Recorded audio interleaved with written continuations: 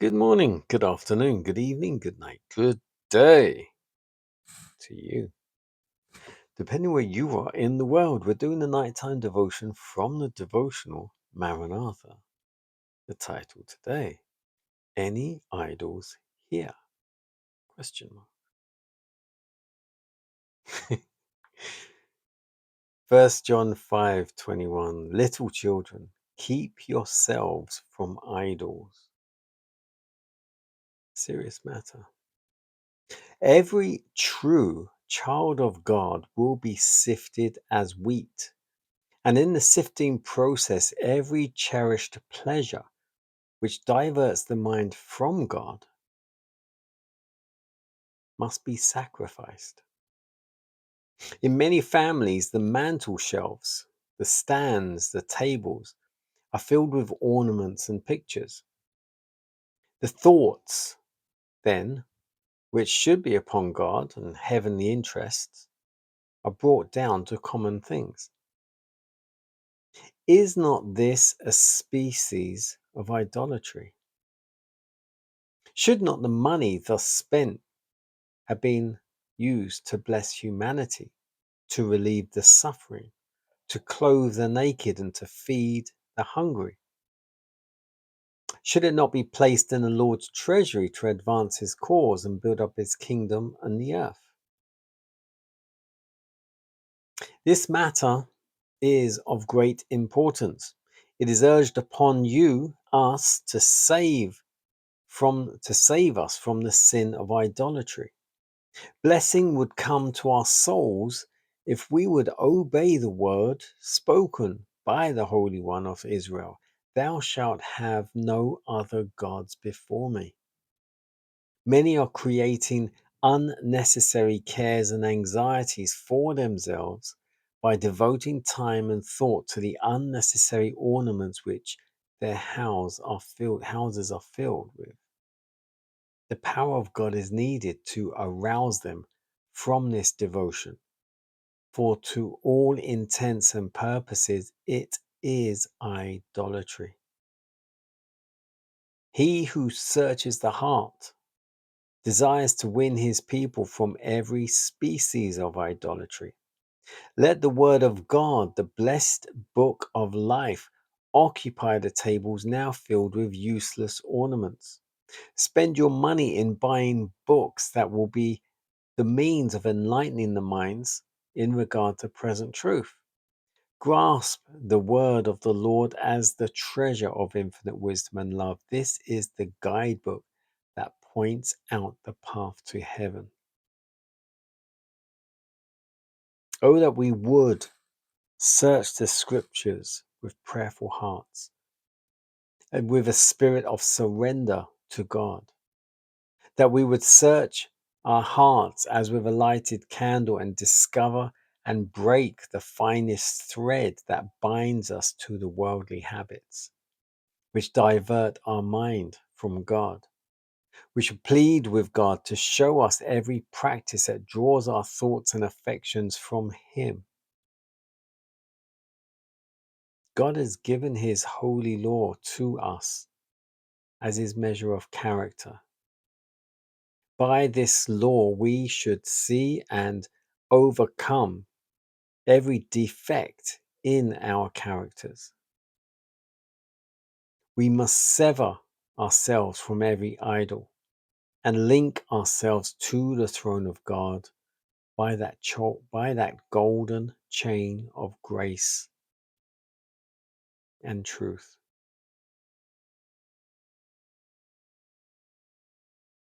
That title again, Any Idols Here? And the main focus is in our time and day is common practice to have pictures up on the walls and on mantles and on tables.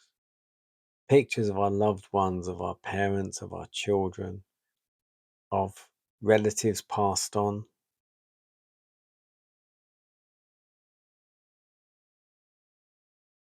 And As much as I love pictures of my family, children, I don't have them up around me. I don't have them on the walls but I know that's a common practice for many people. And I can't judge anyone who does that because I probably, if I didn't know any better now, I probably would be doing it. But I'm not to say that I am any better than anyone else. But this is what it is saying here. This is a form of idolatry whereby we should have things around us that point us to God. We have images of dead relatives, images of all our younger people have images of singers, actors, actresses. Idolatry.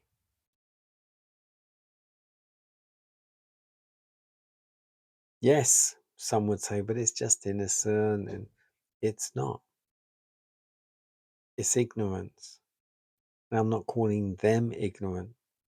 It is ignorance to have that train of thought because they don't know any different. And unless we are told and taught differently, how can we know?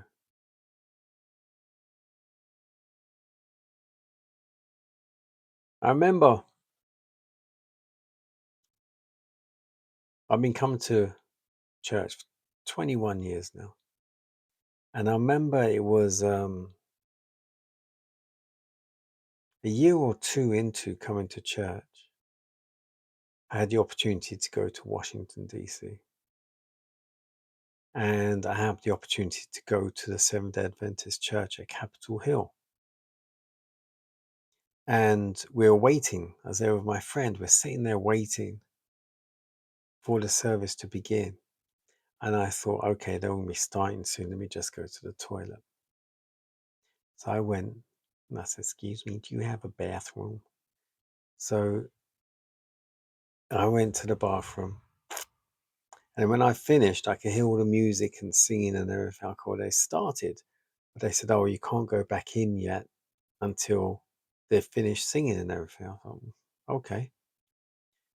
Now, my friend knew that I used to always love listening to Donnie McClurkin sing. And, when he was with the choir and everything as well. And I'd always thought if I ever get the opportunity, I'd go and listen to Donnie McClurkin in concert or something. So anyway, the singing finished, everything quietened down. They opened the doors, let me go back in.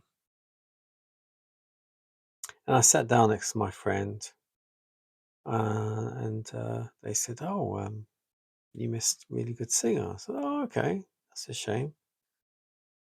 And I said, who was it? And they said, oh, Donnie.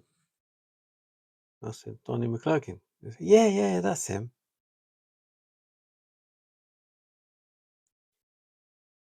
Since that day,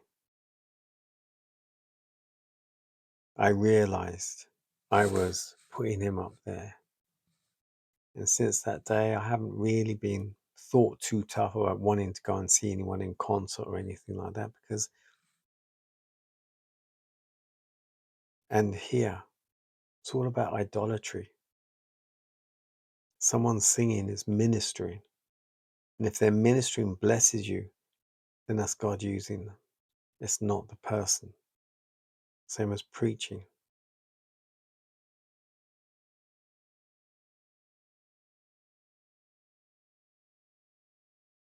So keep in mind what you have in and around your house, how you have it, why you have it.